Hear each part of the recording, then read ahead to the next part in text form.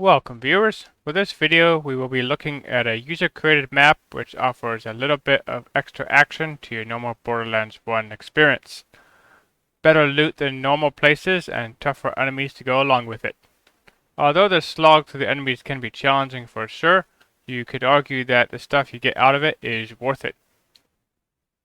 Crow's Nest is a user-created map for Borderlands 1 that brings a lot of the enemies from the General Knox DLC into one compact place. It is basically two platforms separated by a bridge that can be brought up to connect the two. There are different enemies in each quadrant and different challenges in each. Being a user-created map, it requires the use of the Oasis third-party map loader to pull it up. Oasis can load up a large number of user-created maps via a central hub. To install Oasis on the original Borderlands, follow the instructions as seen in this Reddit post. If you have the enhanced version, which has a minimap on the upper right of the display and an inventory management system much like that of Borderlands 2, then you will have some slight differences to those instructions to load it properly. As I do not use the enhanced version, I cannot comment on this process, but there are guides on the internet that can help you with that. While I'm here in Oasis, a very useful map to have is this fast travel hub that can send you directly to all the different parts of the General Knox DLC, the Claptrap Revolution, the Moxie's Underdome headache-inducing content, and the Zombie Island content. It's a very useful map to have if you like farming a particular boss or area. Now let's get to a thorough review of the map and a proper explanation, or at least the best I can do, of the map's features and properties. When you first load the map, you spawn here. It's also the point where you will respawn if you die for any reason. There are some connection portals here. The only problem is that the background music playing here will carry over to the other maps. So the fast travel hub I mentioned earlier is a better choice if you need a fast travel hub to navigate the DLC content. From here you can see a trio of vending machines and an elevator. This button sends the elevator down, but to bring it back up again you will have to press a button at the bottom to head up.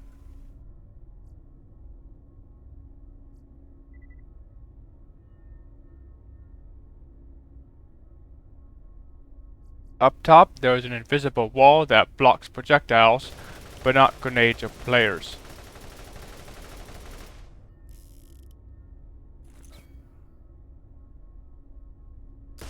Let's head downstairs. This button inside this shack turns on the light bridge that goes across to the other side. You can only turn it on when Motormouth is dead. But when you do activate it, 6 badass Lance assassins spawn, with 2 more for reserve, along with 2 turrets that can spawn up top these columns. If you walk a bit across the platform, 4 badass Rocketeers spawn, and they can hurt a lot. There is a chest hidden inside this room, and another one on the other side. There is also another chest down here by this radio dish, but generally once you get down here you can't get back out without dying unless you are playing as Roland and you super jump out.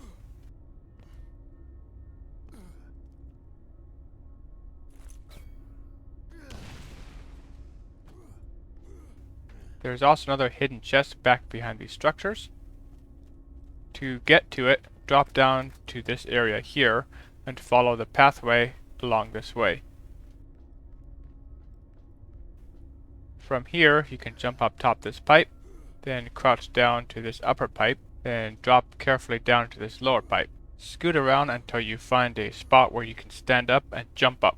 Drop a longbow grenade below you and then jump out. This can take considerable practice. To get up this walkway, use a grenade to boost yourself up. Enemies can spawn underneath this platform, consisting of badass Rocketeers and Ajax. His gun can hurt a lot. You can take cover behind this column here and open this chest here at your leisure. This button on this column lowers the silo across the other side so you can climb to the top of the building. Let's head across the bridge to the other side. There's a few ammo containers around, but nothing you can really depend on.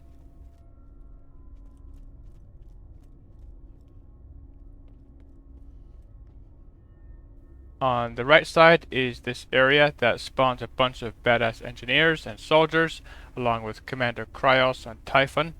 They can be quite tanky and are relatively immune to corrosive damage. This chest is the only one available here, and this button lowers the other platform silo to access the top of the building. You can then climb up top these crates, up to this wall member, and then up this silo up to this one. Finally, you can grenade jump up to this part here, where you can drop down to this special chest that automatically opens and spits out Nox DLC unique weapons like Ajax's Spear, Nox's Gold, the Chopper, Athena's Wisdom, Chiquita Amigo, and the Typhoon. Other possibilities include a score of Gearbox random weapons and class mods such as Marine, Ogre, Spectre, etc., and of course a shot at pearlescent equipment. The average is probably around 1.5 pearls per run, with some runs having 0 and others around 2, with a maximum of 7. Sometimes pearls can get hidden away inside this chest, so check that too.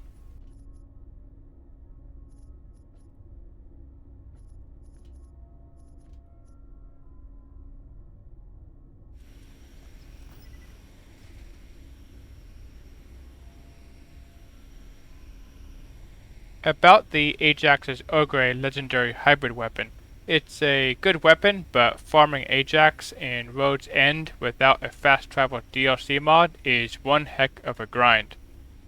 Considering that he has a low badass rank, the chances of him dropping the fabled Ajax's Ogre is fabulously rare, much less one with top tier parts.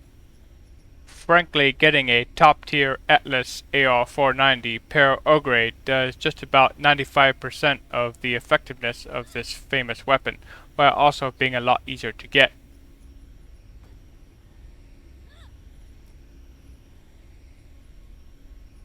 This particular one has a stock 3, which isn't bad, but I do prefer the stock 4. After running this map a few times, you'll have a few to look at. As far as that Ogre is concerned, don't worry too much about me skipping it, because after you've done Comrac's probably 150, closer to 200 times, you end up with quite a stack of different equipment, and completing this map through as well, probably 150 plus times, you end up with quite a different stack of kit from all kinds of different parts. So trust me, I got that one covered. In fact, I already had it backed up, and I'm pretty sure it's right here with the same exact parts. Maybe the site is slightly different, but it looks like a site 1 or site 2. So don't worry guys, I got that covered pretty well. Let's move on. Pearlescent weapons can also come from chests, but those are rare, and getting one from the badass rank soldiers is even more rare. Back to the main compound area, there's a chest behind these storage bins. A simple grenade jump gets you over them. Try to make sure you have at least a few grenades on hand so you can get back out again. If you grenade jump over this wall member, you can get access to another chest here. From this spot, you can grenade jump back over the wall,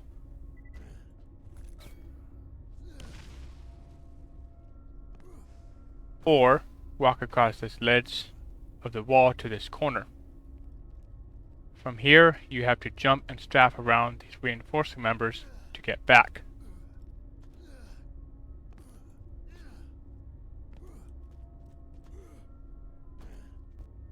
If you run out of grenades in this little pocket, there's still a way you can get out by wedging yourself between this large storage crate and the foundation wall. By shuffling around a bit, you can get on top of the wall and then drop back down to the main area. Now on this platform, there is a switch on this console. Activating it spawns about 6 Lance medics and a miniature version of Master Mcleod, who has roughly 80,000 hit points. Corrosive is the best choice most of the time, wearing him down with damage over time effects. Once he is down, this door is unlocked, allowing you to pass through. 2 crawl maggots can appear out of the floor. Shock damage is the best choice for dealing with them.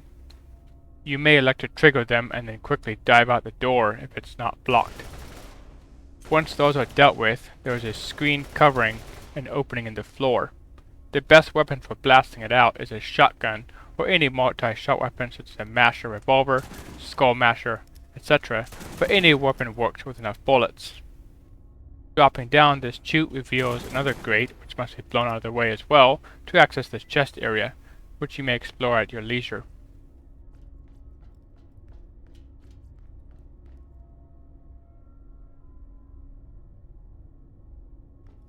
Pretty much all the chests here are decent, but this one here has a guaranteed chance of Nox DLC specific class mods.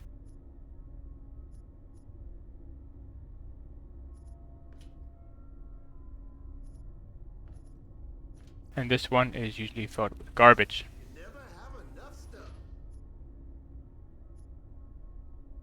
Finally, this button teleports you back to the starting area. Now, Roland can super jump onto the top of this large compound, but there's not much to see besides some bad textures and a nice view.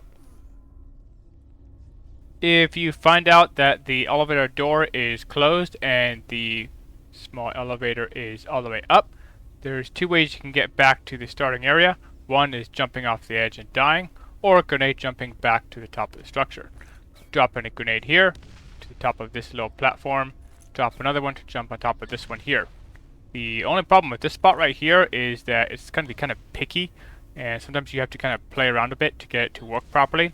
But eventually you can get a spot where you can jump up to a spot behind these vending machines and then clamber over the railing to get back to the starting area. With this map being so compact and cramped, there's not a lot of spots where you can fight effectively from.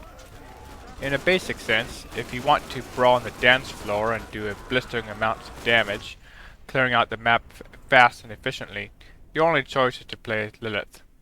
Her mercenary class mod is probably one of the best non-legendary class mods in the franchise, offering 3 damage bonuses, defensive bonus, to girl power to help her tank and shield very well, and a utility bonus would provide good ammo regeneration for submachine guns, which she excels at.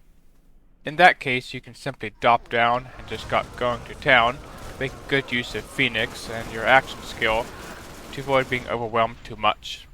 Her damage output at peak output can be staggering. For everybody else, to clear out this first group here, I recommend dropping down to this school bus and grenade jumping across this pathway. Take cover behind this building as necessary, activate the silo control and get your weapons ready. Use strong corrosive options like the Defiler or Serpens if you have one, to clear out the Rocketeers one by one. For Ajax, as his gun tends to hurt a lot, keep an eye out for him, and when ready, blast down his shields with shock weapons, of which the Orion is your best option, but there are others. Then switch to corrosive and finish him off. From there, you have a place where you can snipe the enemies from this platform, and you can get a little bit closer along this walkway and bring your weapons to bear. Do be warned that you don't want to overstretch yourself here by taking too much damage, going down where you can't get a second wind, so be cautious. If you're playing as Roland, you can experiment with fighting around the structure, or the triple stacks on the other side, but you can get still hammered quite a bit. On the other hand, it does make for a fun challenge once you are more experienced. It is quite possible to get pushed off the ledge around this structure, so be careful. For Mordecai, you can try skirmishing them like so, but unless you have a nice top-of-the-line Rhodes shield, it's not worth the risk. Simply hang back by the crates and snipe them one by one.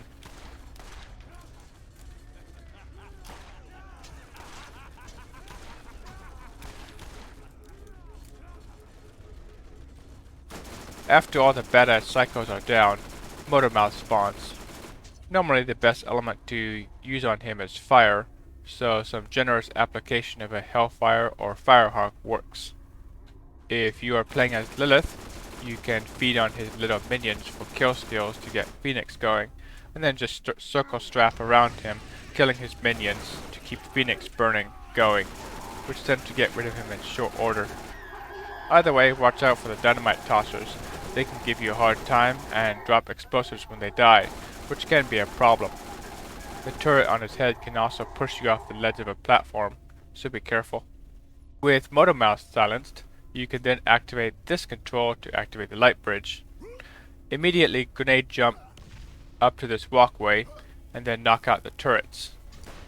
From there, keep an eye out for 4 badass rocketeers spawning, as they can hurt a lot. And if they spawn, you should switch to your corrosive weapon to deal with them quickly. Otherwise, you can wear down these badass lance assassins with a sniper rifle if you're Lilith with a Spectrecom, or Mordecai. For other classes, your best bet is to use your strong corrosive option, usually a Defiler. If you don't have an equalizer for ammo regeneration, now is when you will start regretting it. You will not be able to brawl down these assassins as they're too tough and too numerous to deal with. All the characters in the game can handle 1, but more than that is too much and they can be a bit too tough. As you probably noticed, rockets and grenades can fail to connect and may simply pass through the light bridge without exploding. At some point in time, when you cross this light bridge, the rocketeers will spawn, so be ready for them if they have not spawned yet.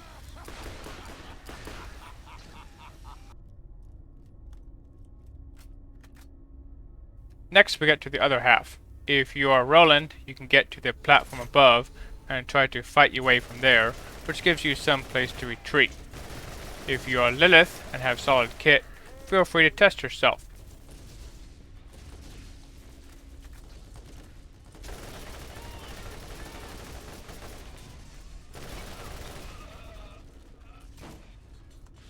Mordecai has no choice but to snipe across the light bridge. If you do this, watch out for grenades being tossed across the area. At some point in time, there is a blob of badass pyros and chemical troopers that spawn on the light bridge. They will need to be dealt with at some point. An easy way to get rid of them is spraying huge volumes of fire to ignite their backpacks, which detonate after some time and kills them.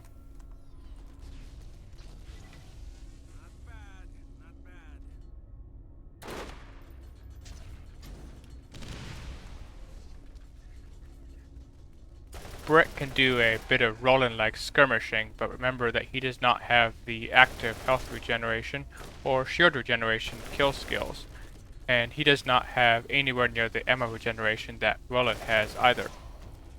Turrets do spawn up top. I recommend knocking them out whenever you feel the time is appropriate.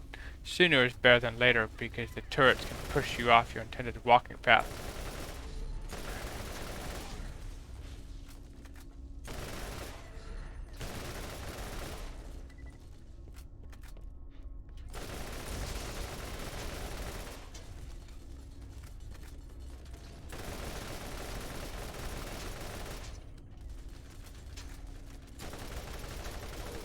Avoid heading down the walkway to the other platform area where the large rocket is until all the units are dead around here.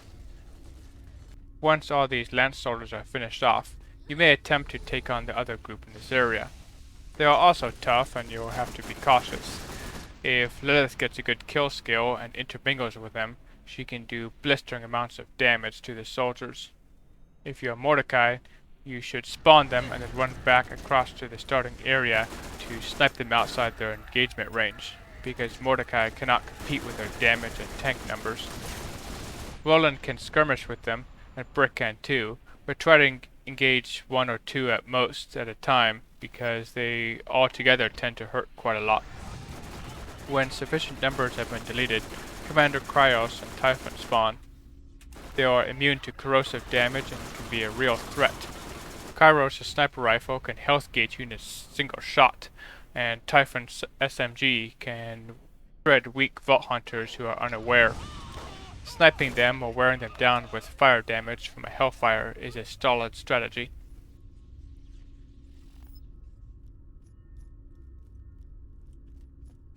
Lilith, with her usual habit of breaking half the game with her phase walk ability, can simply waltz past, loot the chest, push the button, and phase walk back out again.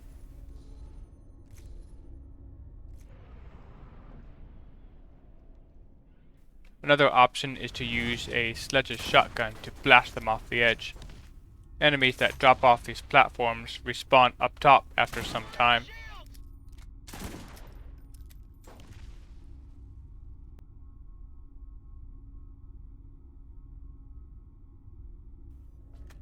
After that group is finished off, the last group of enemies is Master Mcleod and his medics. On top of this platform is a console. Activating it spawns a whole group at once, mostly.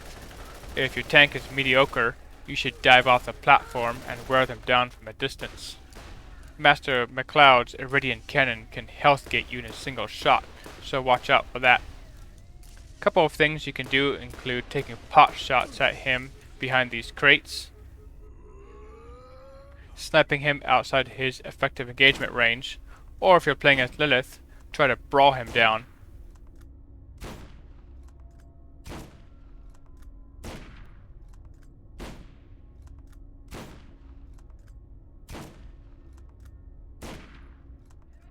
There are certain strategies you can use to do so much damage to him playing as her that he dies while you are in phase walk, using a Catalyst class mod with +4 Phoenix.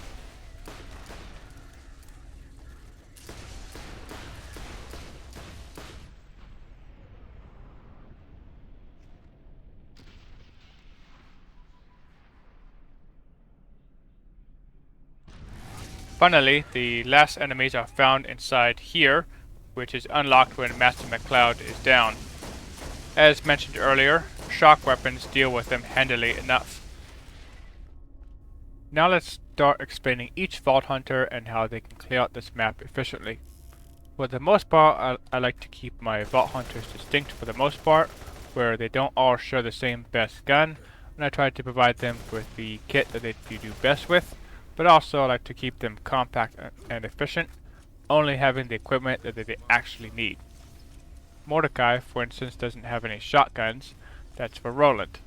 Lilith doesn't use machine pistols and repeaters. That's a Mordecai thing. Brick loves his Ogre, but he doesn't have the same one that Roland does, and so on. I'll quickly review the kit I use on each of my characters. Starting with Brick, unfortunately he's not on the same scale in terms of melee effectiveness like Krieg in Borderlands 2. If you are looking to bash your way through these enemies, you're probably going to either A, have a really rough time, or B, won't make it.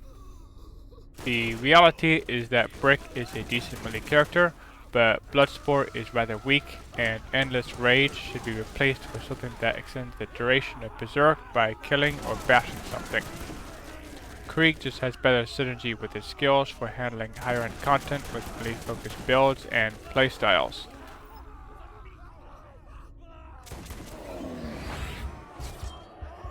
I told you what would happen!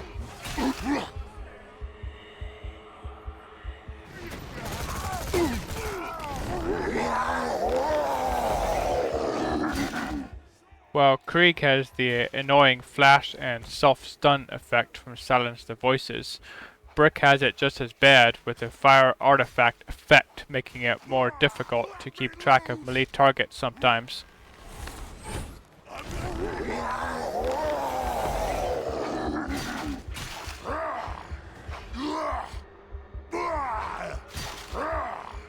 I can't hear you! Now, Krieg gets full health restored upon activation of his Buzz Axe Rampage and upon killing an enemy, and the loop you can generate out of Release the Beast makes him a lot of fun. I could be just playing Brick wrong, or both of them wrong for that matter, but I find that a lot of the times Brick comes out of his melee streak with empty shields and low health, which often leaves him in bad spots.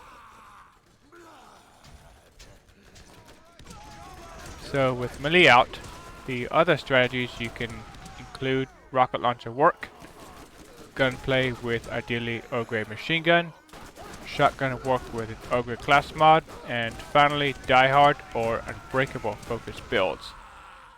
Rocket launcher work does have some merit, but Roland does it better.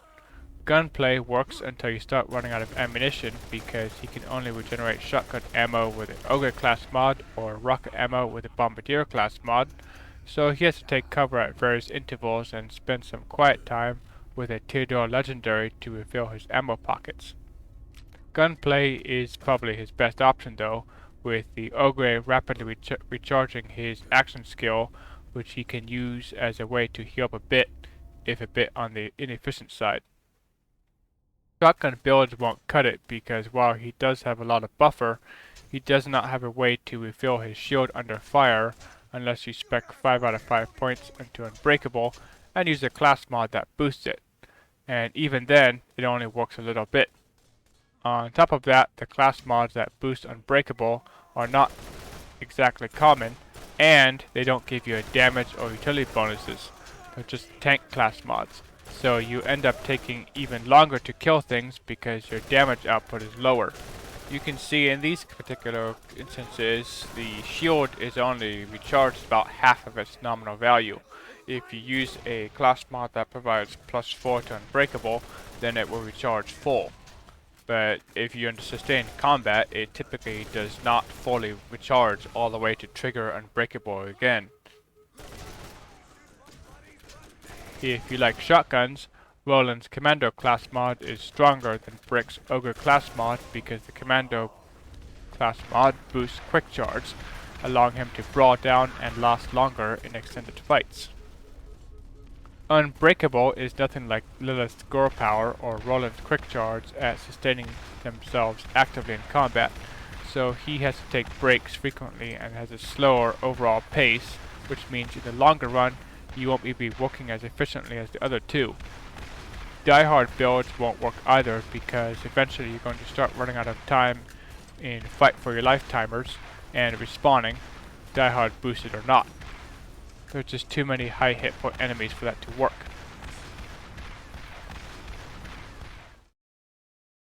And since I'm already talking about Brick, I'll review the kit and build I use with him.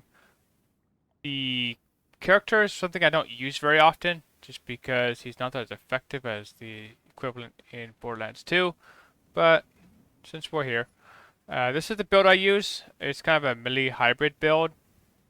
The only thing I have to really comment on is Sting with a Bee can be kind of situational depending on what you use for your melee style, because the problem with it is when you attack somebody with this skill is it tends to lock you onto their center of mass, which makes it more difficult to strike their critical spots with your fists. Unbreakable, I don't really care for it too much for reasons already mentioned, and the rest is pretty straightforward. If you're playing on the Borderlands non-enhanced version, do be warned that rapid reload is broken and actually increases your reload speed. For kit, this is the Wet Standard Defiler I use on him for corrosive damage, along with the Hellfire for incendiary damage. The Blast Hammer I use for melee build focus to quickly get the action skill back as part of doing explosive damage. This one is pretty solid. The Ogre is a really big deal on him because it does really good damage, and the explosive damage helps him quickly reactivate his action skill. The shield I use on him is generally a quick health regeneration Panacea shield if I'm doing gunplay. If I'm doing a melee build focus, then I'll use this tough guy shield. The longbow grenade, just a generic one to get explosive damage to be able to grenade jump. The Blastmaster is his gun comm, which kind of ties in with the Ogre together. For the rocket launcher, a Undertaker is probably my most favorite choice. Without the devastating accessory, these kind of rocket launchers don't do enough damage to make them worth choosing. I don't use these very often. They just don't do that much damage compared to the options available in Borderlands 2. A Savior for regenerating ammo for the Hellfire, along with the Stinger for general purpose damage. Then Orion for shock damage, along with an Equalizer for regenerating revolver ammunition. The Guardian for regenerating ammo for the Ogre. The Kairos' Power for a sniper rifle. The Cobra I have for backup purposes, along with Stalker's shotgun and the Leviathan. For Berserking, I use this particular Berserker build class mod. And the Bombardier one I have if I need to from Cormorax while using the Leviathan to hit his back. For grenades, Transfusion, Cinder, and Corrosive Bouncing Betty with a contact just thrown in for good measure. The Ironclad is kind of situational. You do get a lot of hit points on it, but I prefer having a health regeneration underneath, considering that he does not have anything to increase his shield regeneration in combat. To give you an idea of how fast the explosive damage regenerates his action skill, we're going to try this to activate it. We're going to cancel it early, and then we're going to shoot some of these enemies, and you'll see how fast it comes back. And it's ready again. The same thing happens with the Blastmaster class mod. And any other class mod that you might use. The function is just that Liquidate is getting boosted. So we'll see how fast it happens with this Blast Hammer.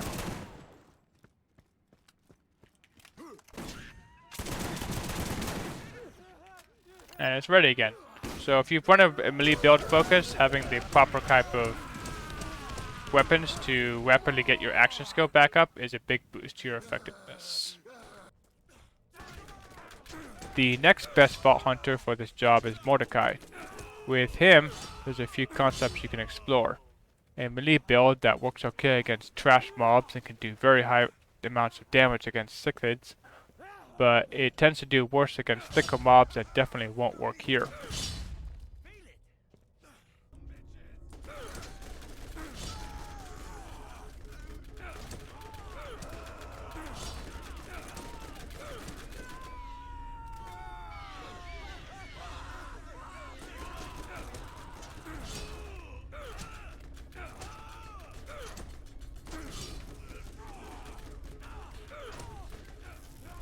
A pistol-focused gunslinger build works too, as long as things don't get too overwhelming, and it does work great against badass rocketeers, burning down motor mouths with a firehawk, and so on.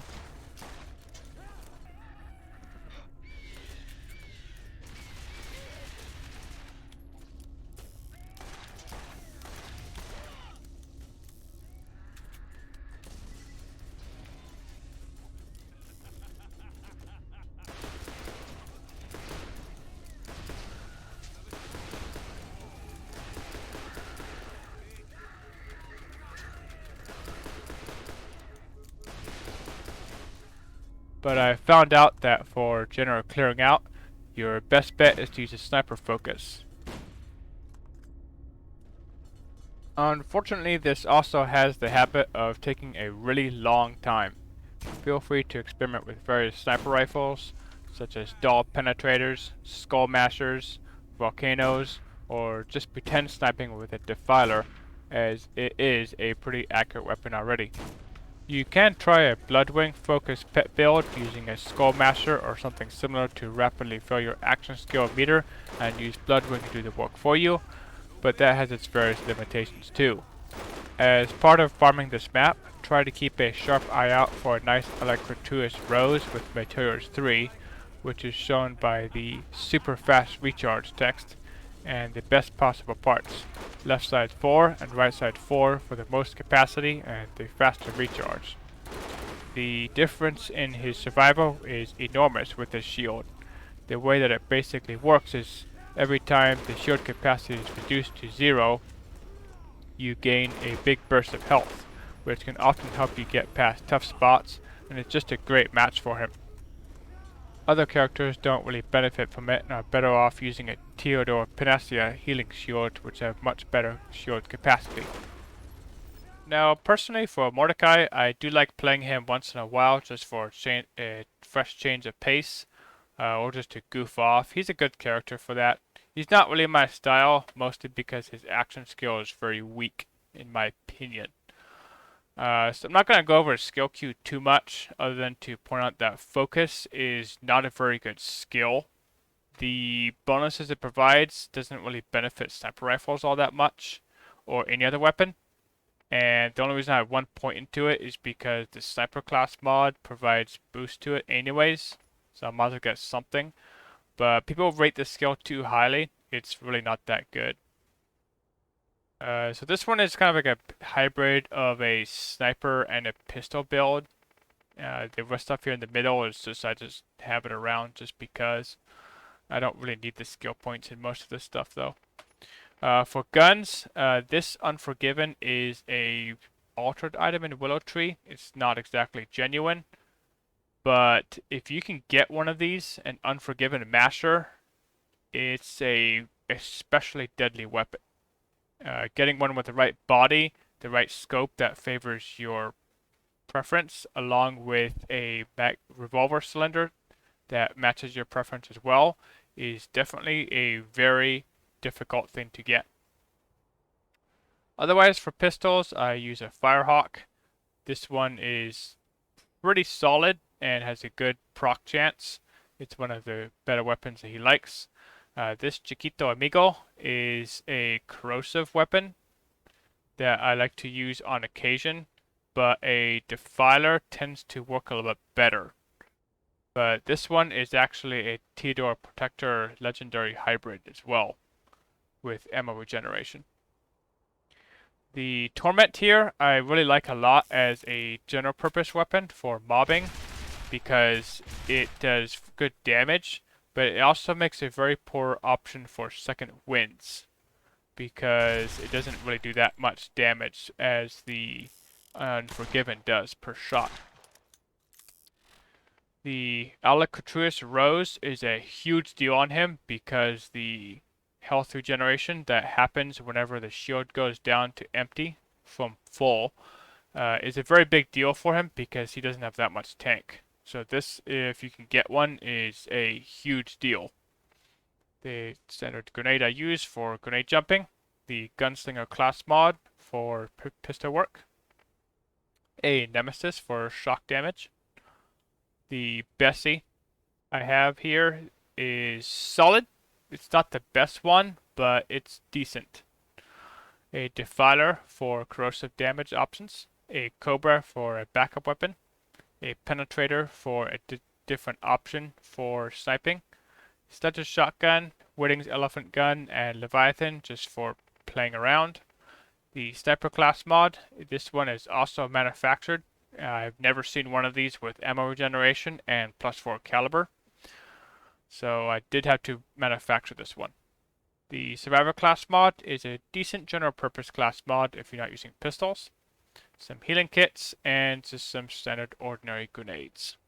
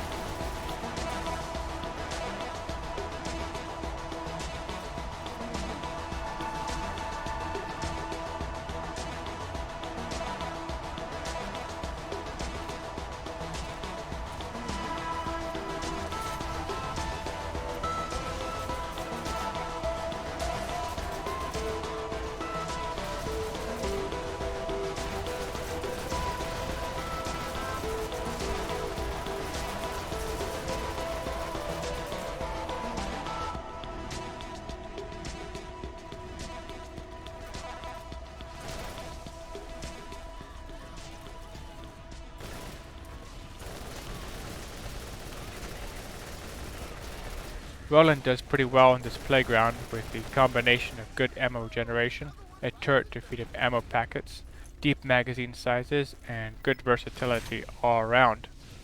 Good tank skills allow him to sustain himself better than the others do. While he doesn't have the skill punch of Master Blaster plus Revenge, his deeper magazines mean that he's not reloading as much and can keep the pressure on, plus his good tank skills allow him a greater rate of survival and can be good for a good rush of action. He's also very good with rocket launchers too, using ammo packets from the turret, but like Brick he excels with the Ogre machine gun or any other good solid weapon.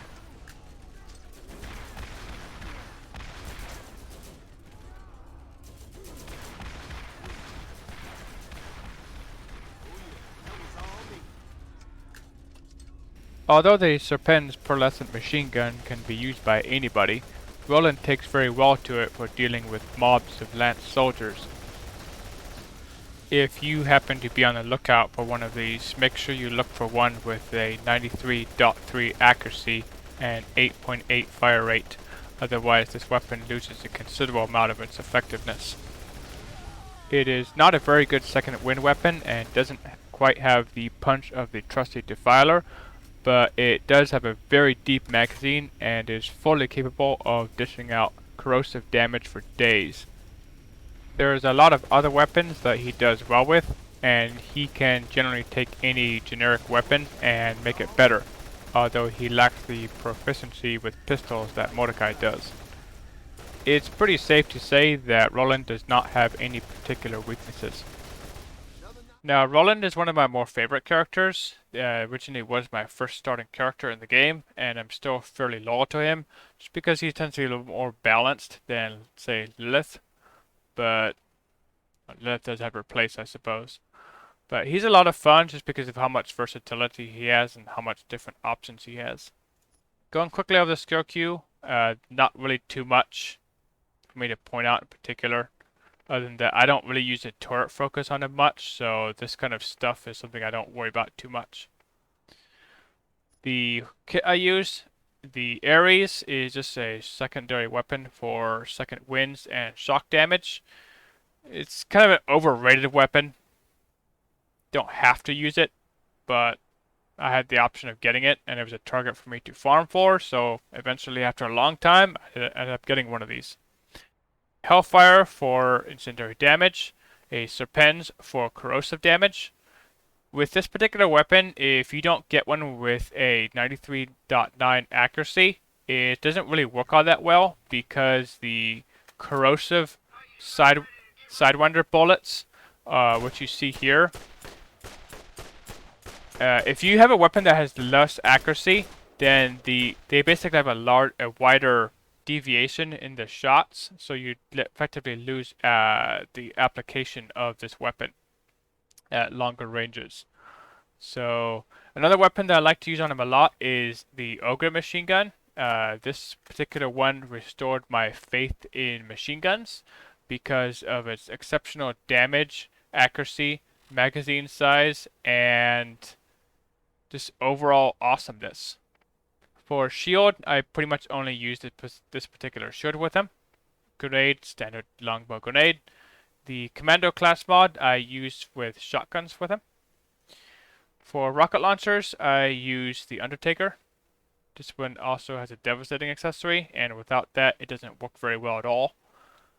For shotgun specific ones, the Cruxes are pretty solid. These two ones are ones I got relatively recently, and you'll see that one has a 5-round magazine and the other one has a 7-round magazine.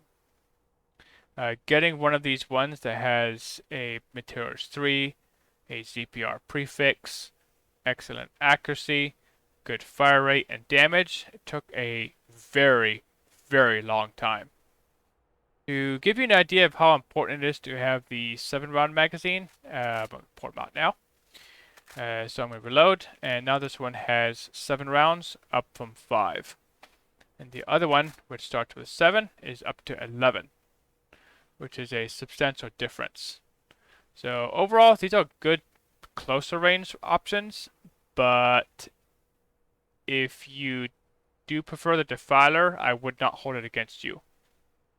Generally, I like to use the Serpens, but the Crux is just there if I want one. The Raven I have for the simple reason that I like Cobras, and the Raven is the one that only really Roland can use because Metal Storm makes it act like the other bullets aren't really there. So most characters, the Raven makes too much muzzle rise because of the extra 2 bullets. The Bulldog is another shotgun I like to use a lot. It's a very good weapon to use for intermediate ranges. This SNS Crux does have exceptional rate of fire and a huge magazine, but it really only works for very close ranges because of the bullet spread that it has. You can see that here with this one. If you want to use something at longer ranges, this one is a much better choice because it has a much tighter spread. The other weapons include a Guardian for regenerating additional combat rifle ammunition faster in sustained combat use of the Ogre, the Kairos' Power for a sniper rifle, Sledge's Shotgun, and Leviathan are utility weapons, with the Leviathan being favored for Comrax farming. The Heavy Gunner class mod is the general purpose class mod for any weapon that is not a shotgun.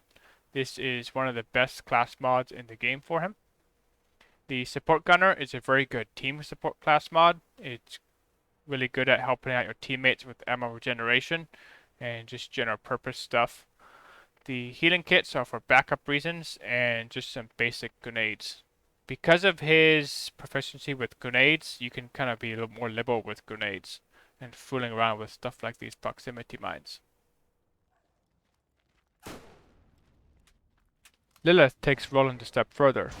Her survivability, mobility, and positioning advantages as part of her action skill, and the strong synergy between Girl Power, Phoenix, Blackout, and Intuition allow her unprecedented amounts of damage and versatility. Outside of this map, with combinations of class mods and shields, she can out-tank anybody else in the game, out-damage anybody else in the game, and the ability of intuition to be boosted allows for unprecedented mobility for farming purposes, a bit like Maya in Borderlands 2 with a Banshee class mod and a Rough Rider, making her not only thrive at just about anything, but excel at it.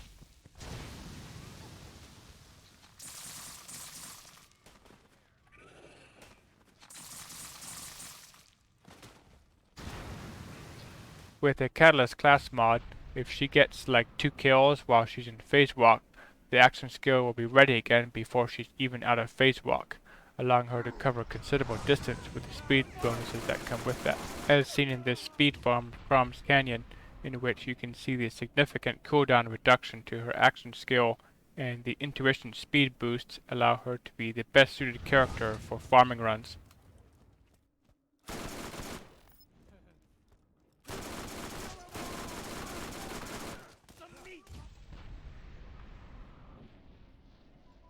This makes her rather overpowered and often boring because her mercenary class mod has no particular equivalent in the other classes, although Roland's heavy gunner class mod is fantastic, and his commando class mod is also perfect for him as well. But in terms of purple class mods, it's not the same as anybody else's. Only legendary class mods in Borderlands 2 can rival this combination of damage, tank, and utility, and her Spectre class mod makes Mordecai look rather cheap in comparison. This may seem odd, but Lilith with a sniper focus does more base damage than Mordecai does with a sniper focus, both using top tier class mods, with Lilith having +4 high velocity and Mordecai using +4 caliber, both using the same gun and same proficiency levels. However, once Mordecai gets a kill skill, his relentless skill can overcome that if he can maintain the kill skill boost. This case of taking on 6 drifters at once is another example of her potential and versatility. If you do this, the best approach is to aim up at the undersides, going all in rather than attempting to fight conservatively. Roland can also do well in this situation too, using a SNS Crux shotgun with a Commando class mod instead of a double Anarchy submachine gun. Other classes don't do so well against even one or two quite like this. Another fun thing to do is use Willow Tree to enable all the stages of the Circle of Duty missions to be enabled and active all at once. This particular kind of endurance test can be particularly demanding on the weaker characters, but Lilith thrives on that kind of content, and it's a good rush for about 30 to 40 minutes. Although it is possible to take on 6 Lance badass assassins at once with Lilith, it is particularly difficult and there is not a lot of room for error. I have found the best way to go macho on these targets is to lure them into the other groups of weaker Lance soldiers, where you can use the kill skill boosts, namely Phoenix, to increase your damage output against them. It's a challenge for sure. I just love how the action skill can be charged in phase walk off the targets that perish while still in phase walk.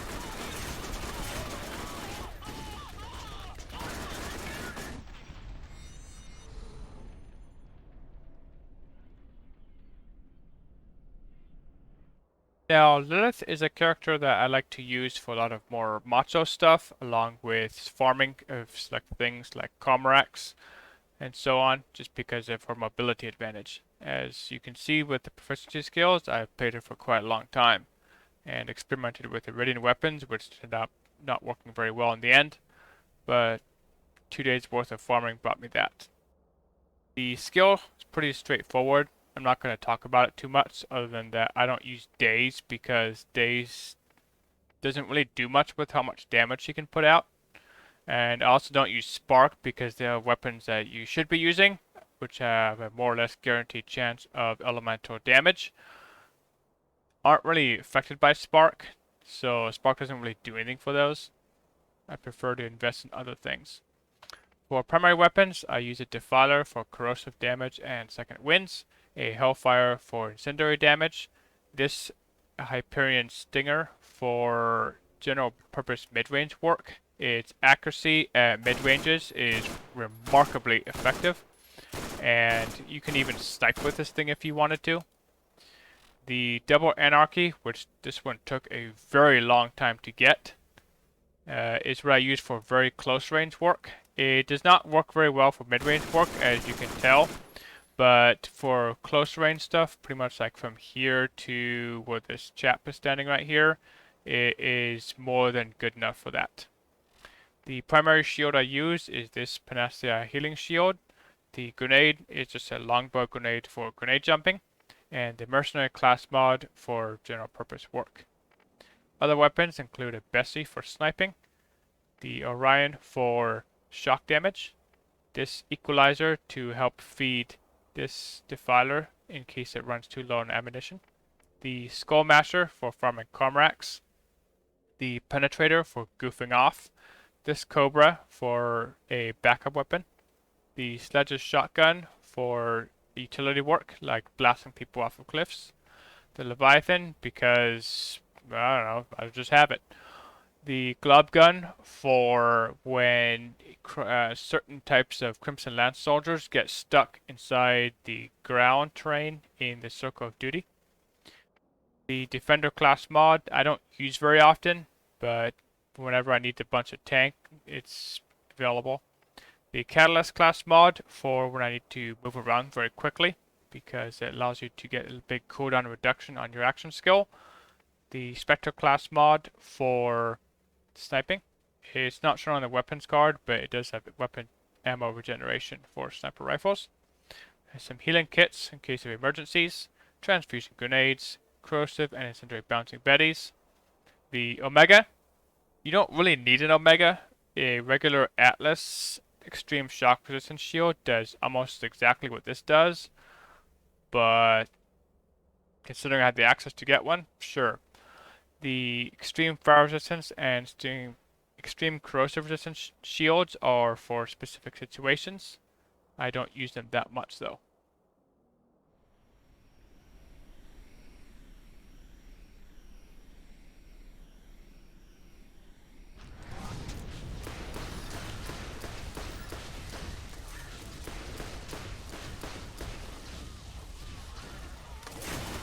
So, use the Vault Hunter you prefer to use, and of course, having reviewed the map thoroughly, gone over how to clear it, the merits of the Vault Hunters that are available, it's straightforward enough now to simply go ahead and try it yourself.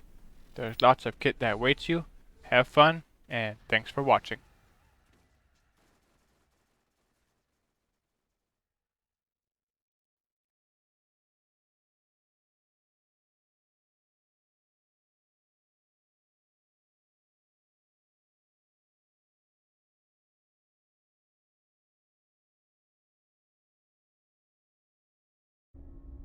Now, one time I was at work and thinking about this map. I was thinking about how I could do it faster and more efficiently. I've completed it about 8 or 9 times by now, with Lilith only, and while she's great at it and stuff, it gets kind of old clearing out all these thick mobs. Could there be a better way, perhaps? What if I don't kill anything? Is there some kind of shortcut? Well, let's see. In order to get across, I have to activate the light bridge, which is only available once motor mount is down, which means I have to grind through all these enemies. So maybe I can't skip that part. Well, something I did notice. Generally, in video games, if one platform level is higher than another, you can generally jump across them if the distance is close enough. Interesting. It's a rather large gap here, and this level is higher than the landing spot, so I wonder if I could grenade jump. As soon as I get home, I'll have to try it. Gotta try it. The first time I got about 2/3 of the way across. The next time was about 70% of the way. I don't know how I feel about this. Third time was about 75% of the way. I'm not so sure, but let's keep trying. Fourth time, about 85% of the way. Oh yeah, this is possible, but seems difficult. Maybe I just need to get better. Fifth time, about the same as the fourth time. Sixth time, about the same. Seventh time, barely landed on the invisible part of the structure model and clambered up with more grenades. Well, seems possible, but also seems like a lot of effort. Eventually, over time, I got better at it. What if I told you that it is possible to go from the starting point here to looking at pearlescent drops in under 1 minute? Heck, what about under 40 seconds?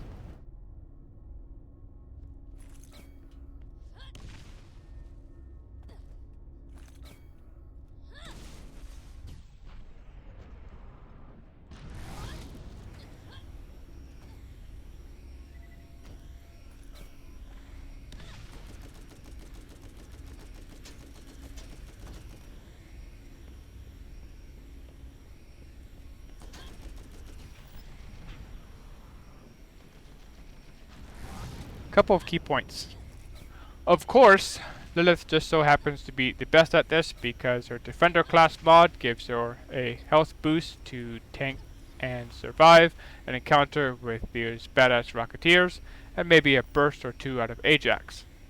Her phase walk skill gives her mobility and evasion. She does do a lot of damage in an efficient platform, but all the others can all do this the same. They just have less room for error when things go wrong.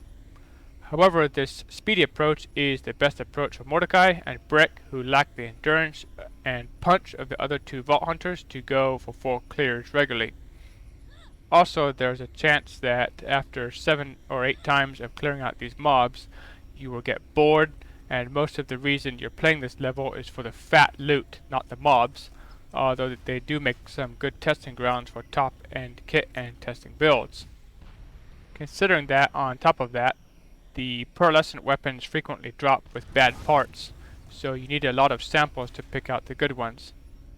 I want to say I did not get a proper Serpens until around the 60th run, and certainly did not get a good perfect Rose until around run 80, and that's before we mention a good Bessie. Few things to point out. One of the many benefits of doing it this way is you only have to kill one target. 2 is better for the kill skill boosts, and Lilith can wipe out Master Mcleod in a rather scary amount of time, while the others can just cower behind the crates and take pot shots at him between his Iridian cannon shots. You also don't have to fight the crawl maggots if you're fast. I wouldn't recommend going for the solo crate by the rocket platform because only Lilith can sneak in and out of there. For the others, it's too much effort for one crate. Always head for the hidden crate first because if you do the other two, the hidden timer for the lance soldiers will be still counting down, and it's a lot harder to do the grenade jumps with accuracy when you're being shot at. For the grenade jump across the gap, try to get a running start, and if you're new to the maneuver, you probably won't be so indifferent to the Lance Rocketeers and Ajax watching you, if not shooting you, which he tends to be the most troublesome. Generally, as long as you don't shoot at them, they won't pursue you. It is very unusual to have them follow you all the way to the hidden chest. Just take your time, and if you need to kill them to get the confidence you need to try it, do so. Mordecai does very well at clearing them out with a Gunslinger class mod and a Defiler, so even though he's a weaker class, there's still ways of working it out.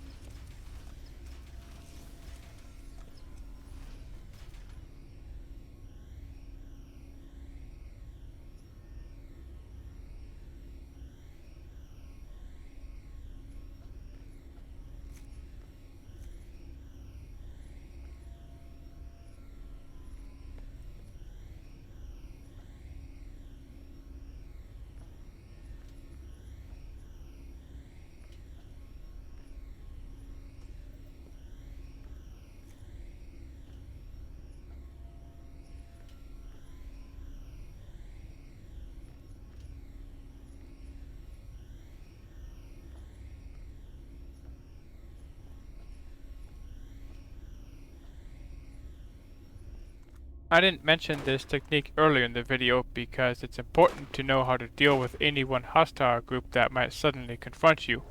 It's ideal to be familiar with the map and the enemies so that should you find yourself in a bad spot, like this crawl maggot that fell down the hole that I chose to ignore, you know what to do about it. If the Lance Rocketeers decide to follow you, it's ideal to know how to deal with them and where they came from. On occasion, you'll have to do this maneuver while being shot at. You may also land a wee bit short sometimes. There is an invisible lip that you can catch. A simple grenade jump gets you out, and normally the Rocketeers just hang back and watch, but on occasion they don't, which is why Lilith has the most options in this situation.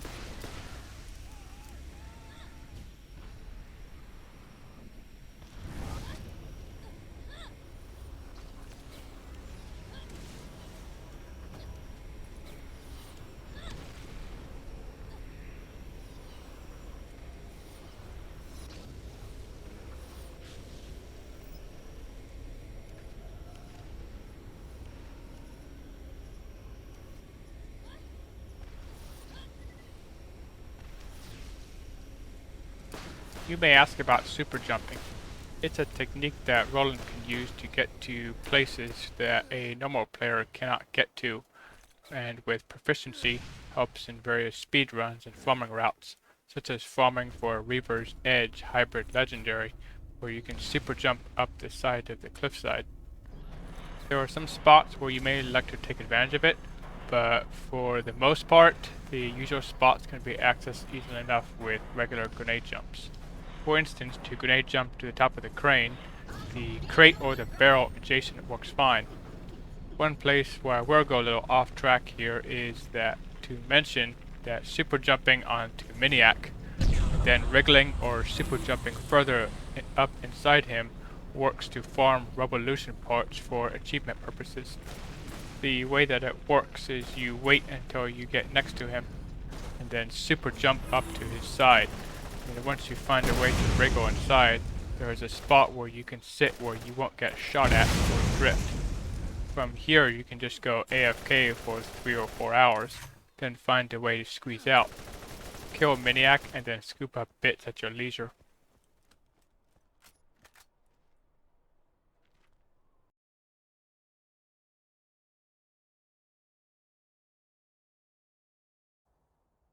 Now I'm going to do just a basic overview of the different pearlescent weapon options and kind of give my thoughts on them. Starting with this Undertaker. The Undertaker is basically a no more torque rocket launcher with a larger magazine and a higher fire rate. Of course, if you can get one, I recommend giving it a shot, as it does tend to be pretty solid most of the time. As far as the accessory is concerned, I highly recommend going with a devastating accessory, which provides a big boost to the base damage, which means that characters like Roland and Brick that tend to be the best oriented towards rocket launchers make better use of them by having a higher base damage. You can experiment with incendiary corrosive rocket launchers. I don't prefer them because for rocket launchers, their primary punch tends to come from their upfront damage, and if you have a lower damage factor, then it takes time for that elemental effect to actually make itself worthwhile, and in the meantime, you're still taking damage. So it does work to use, elemental rocket launchers like fire ones against these skags, or a corrosive one against Crimson Lance soldiers. The problem is, of course, like I was saying, that the characters that tend to boost it, such as Roland's Heavy Gunner class mod, and the skills that Brick has towards rocket launchers, tend to be most effective when you have an explosive one. But it is a good rocket launcher overall. It's not as good as the Redemption in terms of damage, but the Redemption has a really low rocket speed, so that tends to infect it in a negative sense too much. Now, the next weapon I'm going to look at is the Jackal. The Jackal is basically a normal Carnage shotgun, except that it does a bit more damage, and the rocket is affected by gravity in a rather severe sense. So to compare it to this Atlas Carnage, which on that particular note, I've been looking for a CPR bodied Atlas Incendiary Carnage for a very long time, and I've never seen one. Basically, a Carnage barrel kind of works like a grenade launcher in a lot of other games, and the problem with them is they typically don't do that much damage. So even fire ones against these ones, if I did have one, would not be very effective. They just don't do that much damage. So in comparison, so we have this one which shoots at mostly straight projectile speed. We're going to compare that to a Jackal so you can get an idea of what it looks like. You can see it's a little curvature to it. Of course, it's still affected by the same problems that affect other Carnage shotguns, which is that low damage, but it does have a place for hitting the back of Comrades, which most people use it for. Like most Carnage shotguns, the problem with them is not only their base damage, but also their accuracy and the deviation on the rocket spread. So Lilith has a skill which is high velocity, which is frequently boosted, which provides a big boost to the rocket travel speed. So we'll compare it now. So here we'll aim at this spot right here, and you can see it's landing, the rocket is landing right by that little tooth or branch or whatever that thing is. So now we're going to spec into high velocity and boost it with the mercenary class mod. Okay, so same spot. Now you can see it lands over there by that little dead rock corpse. So the bonus to the projectile speed also reduces the deviation a bit, so it doesn't travel as much in a horizontal sense over distance.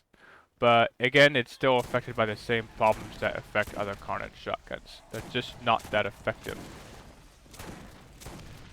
Roland also has good proficiency with shotguns as part of his Commando class mod, but also the Scattershot skill, so that reduces the spread as well. If you could somehow combine the high velocity skill of Lilith with Roland's Scattershot skill and his class mod, they would be reasonably effective, but in a normal sense, they're not that effective. The next two weapons I'm going to look at are the Nemesis and the Tsunami. these are weapons that are kind of in the same camp, where they do primarily shock damage with the chance to spawn additional corrosive damage. So being elemental weapons, of course, there's a bit of a elemental dice roll involved with that. I think elemental mechanics are rather poorly understood and for the most part not very communicated very well either. So in a primary sense, if we shoot against this floor here, you see that's a normal bullet. And that's a shock one that procced an additional corrosive one. And the same thing again. So if you look carefully, there's different sizes of radius of the proc cloud. So the smaller radius corresponds to smaller proc damage. So a one that just proc there is probably like an X4. And that's probably an X4 again. That was probably like an X2. And probably an X3 maybe. That's probably like an X1. So weapons like this one here, which can proc up to X4, can proc anywhere from X1, X2, X3, or X4. And that corresponds to different tech levels. So X4 is not exactly 4 times that of X1.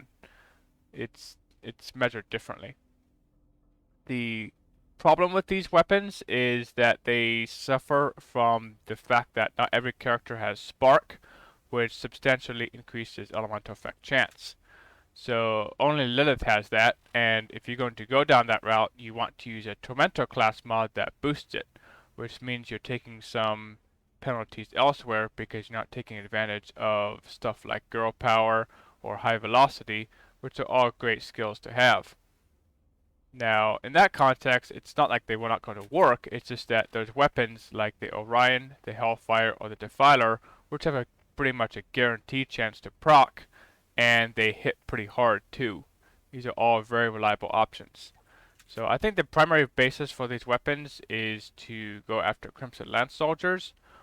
The problem with that is that corrosive works just fine for them, or no more damage.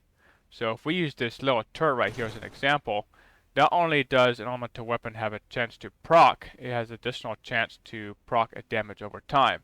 So for this one here, you see the corrosive did proc a corrosive bullet, but it did not actually conflagrate or inflict a damage over time element. But the shock one did. So we'll try that again. That was just a shock bullet that did not actually do anything. Same thing again. Actually, that didn't do any. It didn't proc any shock damage at all. That procced a shock damage over time, which are usually pretty short. See if we can get it to proc a corrosive damage over time element. You might kill it before that happens. There you see a corrosive damage over time. So just because you proc corrosive bullets doesn't mean you're actually going to proc corrosive damage over time. And those dots are pretty weak.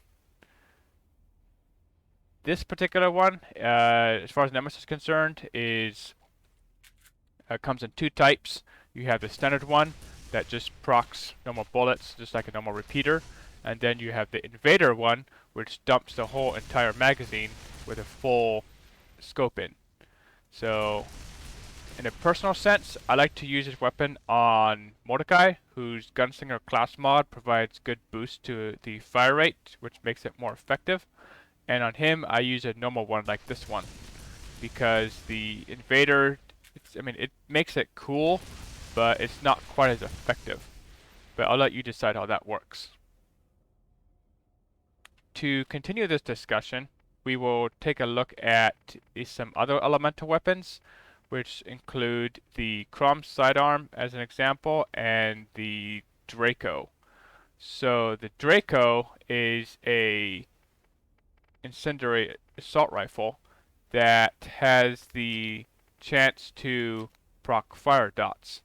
The big problem with this weapon is, again, not just the fact that it can have a really low fire rate if you have the HLK body, but the problem is it doesn't proc that much. So it's not like certain other weapons like the Defiler that can proc pretty much all the time. So we'll take a look at that based on this wall here. So this one is the one without the higher fire rate. So we'll try to keep track of how much it procs. There's 1, 2, 3, 4, 5, This fire rate is pretty depressing, by the way. 6. I'd hate to use this weapon for serious work. 7. 8. 9. 9 sounds about right. Now, the reason why this is happening is because the tech pool for the weapon is being drained faster than it can be replenished. So if you think of the tech pool as a bank, where once the money that is deposited gets above a certain value, then disbursements can be made out to investors. Well, unless it reaches a certain threshold, nobody can actually be paid. So the tech pool is kind of the same thing, where deposits are made regularly into it, and then after a certain time, it can make a payment out to everybody. So you can also see that there's a little bit of a variation in the cloud sizes. I'm seeing a lot of X1 clouds and not really a lot of X3 or X4 ones. So this is very different when you compare it to a Hellfire, which pretty much procs all the time. We will try that here real fast.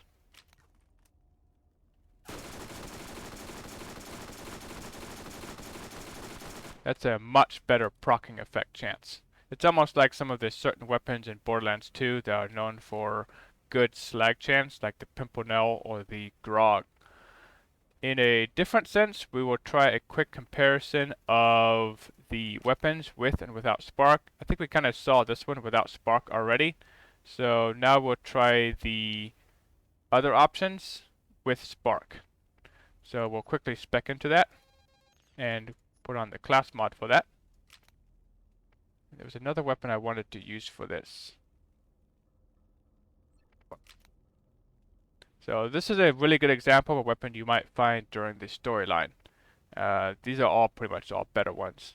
So here we have a Crom sidearm. That's a pretty good chance of proccing overall. Alright, and then we look at this bulk rating submachine gun.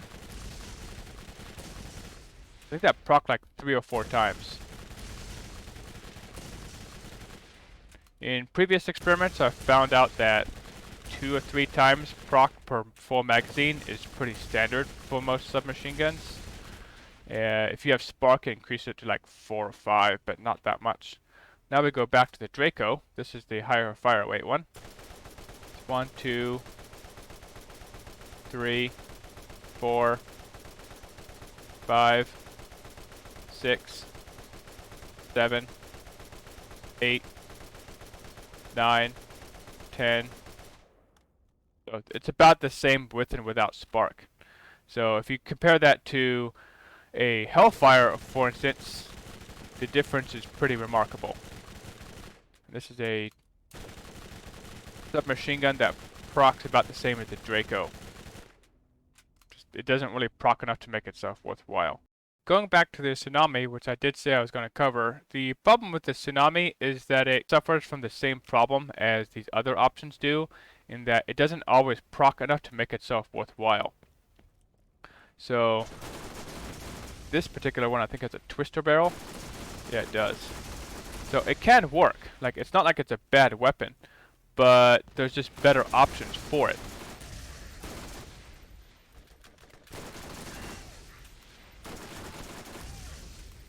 Not every character can use a Tormentor class mod either. So if you plan on using this on a character that is not Lilith, or I mean that's pretty much it, then it's not going to be that effective. And not everybody wants to play Lilith all the time because she can be boring sometimes. So it's not like it's a bad weapon or anything, but there's just better options when you find yourself in spots where you really need the elemental effect to work properly. You can see I'm not always proccing the corrosive damage over time. See those white marks? Those are normal bullets. And then the blue ones are shock ones, and the green ones are the corrosive ones. So, it's not a bad weapon so much, it's just that there's just better options when it comes to dealing the elemental damage over time effects. Now the next weapon I'm going to look at is the Serpens. It's a really solid corrosive machine gun that kind of competes in a slightly similar category as the Defiler. But for most general purposes, I do recommend the Defiler just because it's a very good second wind weapon. It doesn't really need perfect parts like this one has, because as long as you get an AX body and then your choice of magazine cylinder size, like some people like 2-round cylinders, I prefer 6, then it works pretty well. You can even snipe with this weapon. It's a very versatile weapon that really doesn't have any shortcomings in terms of damage or elemental damage. So the Serpens, the problem with it is it comes with a wide variety of different components.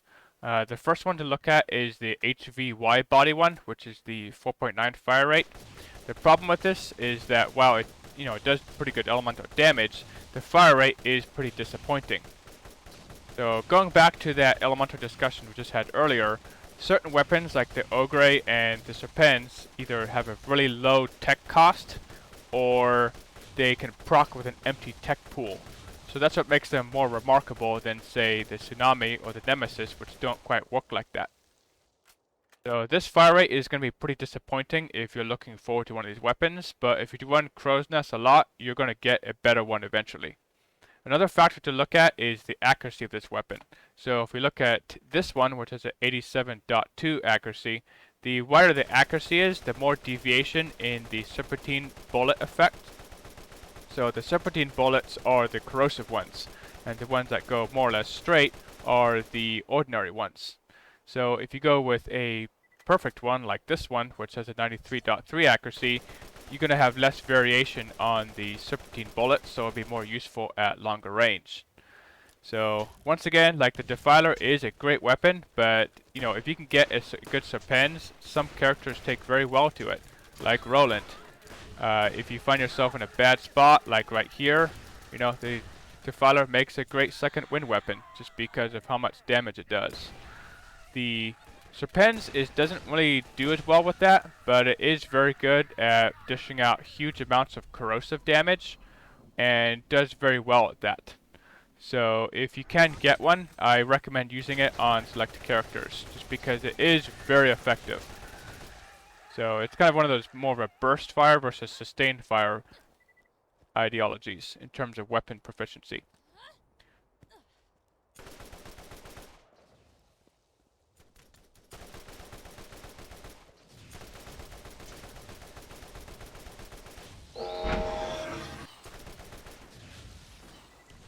You can see that the corrosive dots are a little bit stronger than the Tsunami that we saw earlier, and that's a bit of a refreshing thing to see. You're seeing a little larger damage ticks there. Some of the almost 1,000 range. So they'll just correspond to stronger damage over time effects. And that's what makes these kind of weapons more effective than, say, the Nemesis or the Tsunami, which just don't do that much damage. They do work, but they're not as effective as certain other options. The next weapons we're going to look at is the Stalker, the Aries, and the Avenger. So starting with the Stalker, this is a weapon that I think has a little bit too much of a reputation on the wiki. It's basically a machine pistol that can, bullet ricochet more than normal. So I don't know. I tried it out, and there's just not a lot of places where you can actually use that bullet ricochet effect. You kind of have to set it up, and it's more of a concept than actually something you can actually use. So, I mean, if you get one, feel free to have fun with it, but I don't think it's really that good. The standard TMP machine pistol I used on Mordecai, which I think I've showed you guys before how that works. That one works just as fine and is a lot easier to get. If you get any kind of machine pistol, I do recommend its stabilizer accessory just because it's really good at fighting the muzzle climb. The next weapon I'm going to look at is the Aries. So this one right here is actually the first pearlescent weapon I ever got from farming the armory. So it's basically a X2 revolver that will pretty much proc every single time because X2 revolvers just do that. So, I mean, it's a decent weapon, but the healing effect is not really as pronounced as you might think it would be. So, if you're planning on relying on this weapon for healing, it's not really going to do it that well. There's usually other strategies you can use for that. So I'm going to let these guys wear me down a bit, so I'm now on my health. And probably switch shields, so that way we can... Let's go with the overcharge capacity one. So that way we have a better idea of the healing effect on this weapon. Let me switch to the other one, which is a 6-round magazine. So obviously, if you have a chance at getting this weapon, you know, sure, go at it, have fun with it. But don't expect it to work miracles for you. Those tendrils are pretty weak.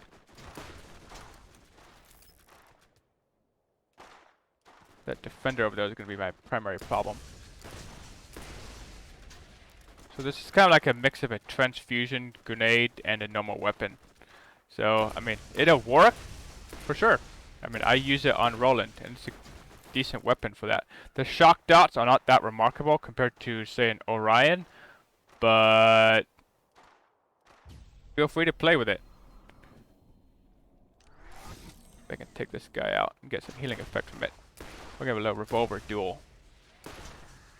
His revolver versus mine.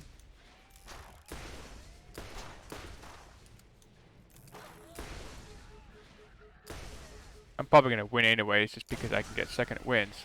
But you get an idea of the healing effect. It's kind of the same thing with the Kairos' power, where it has the ability to spawn those healing tendrils. So it'll work. Now we can get to the Avenger. So the Avenger is just a single-shot combat rifle that has ammo regeneration, and it's kind of like a Punisher or a Pounder with a little bit extra. So I mean, it's a good weapon, except it has too much zoom under normal cases, and it's kind of like the Hammer Buster in the pre-sequel, where you have to press it a bunch of times for it to actually work properly, and that makes it more difficult to use. It's like one of those cases where you really have to spam your trigger finger, and some people aren't really fans of that. But it's better than a standard Pounder, which has a very low magazine capacity and, you know, low fire rate. It's not like a Jacob's assault rifle in Borderlands 2, where they can fire as fast as you can pull the trigger. So I mean, you can kind of snipe with this weapon if you wanted to, but I mean, you can see that accuracy already. It's not great. So this is one of those weapons where I'd rather prefer a standard Cobra like this one here, which, you know, it doesn't have too much, you know, granted the zoom is not as much, but it's a better multi-purpose weapon and works well throughout the storyline. And while it does tend to fall off a bit in effectiveness in the later game, it can do fairly good overall, because you have a good chance of doing good damage to the good chance of getting critical hits.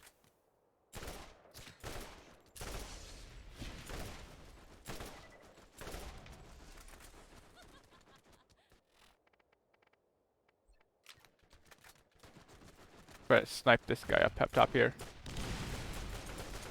So as you can kind of see, the problem is that what I'm doing right here, I could just do with a sniper rifle or something else. So this weapon's a little too overrated. The accuracy doesn't quite keep up with what the zoom provides. And the last weapon we have to look at is the Bessie. The Bessie is another one of those weapons where you have a huge degree of variation in individual parts. I think if you want the highest possible damage one, which is just over 1800 damage, it's like a 1 in 90 chance of getting, or something like that. It's pretty high. So this one right here is like the best one I have. One of the characteristics of the Bessie that you have to deal with is the relatively low fire rate. Personally, I prefer sniper rifles with a fire rate of 0.6 or 0.5 at the worst, but sometimes you just have to make do with what it is. So this one is kind of a mediocre one. You don't have to worry about the accuracy too much, because as long as you're scoped in with a Bessie, you have pretty much perfect accuracy, so you don't need to worry about that. But if you do want one of these weapons, be prepared to look at a lot of them to find one that is compatible with what you're looking for. So if you also want one with the 1800-ish damage, you're going to have a 0.3 fire rate and a 3-round magazine, which for some characters, like Lilith, that is a bit of a problem. For other characters like Mordecai, he can make it work regardless because he has skills to fight those kind of factors with his reload speed and sniper rifle magazine bonus skills. So this is a good weapon for sure. It definitely makes it a point that if you miss, it's your own fault. So it does do a bit more damage than a conventional sniper rifle like an Atlas or Jacob sniper rifle, but don't expect it to be a one-shot, one-kill weapon. It is pretty solid though. Next we're going to work on shields. So the Ironclad is one of those shields that is kind of mediocre. This one is I have compared to a level 66 Pangolin shield with the best possible parts for capacity. And while it's down 2 levels, you can see the numbers for yourself. They're not that much different from each other. So this is a shield you probably would want to use on Brick only, just because he has bonuses towards the shield capacity. I would not use it on Lilith because the problem is that you want to have your shield recharged fully when you're in phase walk, or at least like halfway, so you have some buffer when you come out of phase walk. So I don't use that. I use a no more healing shield. The other thing to look at is the Omega, and the Omega I have tossed up next to a Catonic shield from Atlas also, and it's a bit of an extra boost. Granted, some better recharge rate and capacity, so if you get a perfect one, by all means use it, but don't get tied up too much in it. You certainly have a better chance of getting one of these from Comrax than one of these Omegas. But if you run the Crow's Nest a lot, well, you'll get one of these eventually. So you want to get perfect parts for this. Another one you want to get perfect parts for is the Rose. The Rose has a cool factor where when the shield gets depleted, the provides a big boost of health, around 550 hit points or so. So this is a big deal for Mordecai, as I pointed out before in the rest of the video. The rest of this stuff is pretty well covered, so I think that adequately covers my thoughts on pearlescent equipment.